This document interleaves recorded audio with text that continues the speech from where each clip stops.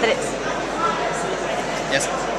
Sí, me explico un poco la pasta, la portada del libro.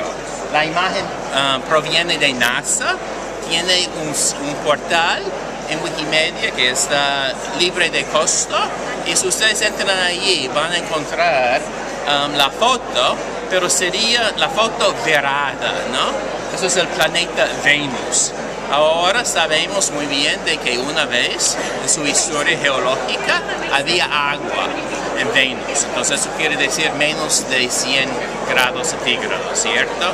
Ahora el plomo está líquido en Venus. Entonces cuando entra, la razón que yo veré la imagen, mucha gente piensa de que es una declaración política, ¿no?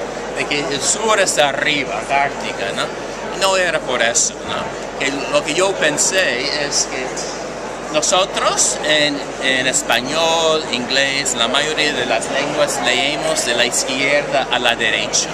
Es una imagen donde tenemos antes y después. Si permitimos de que continúe las emisiones de dióxido de carbono como está en marcha. Gracias.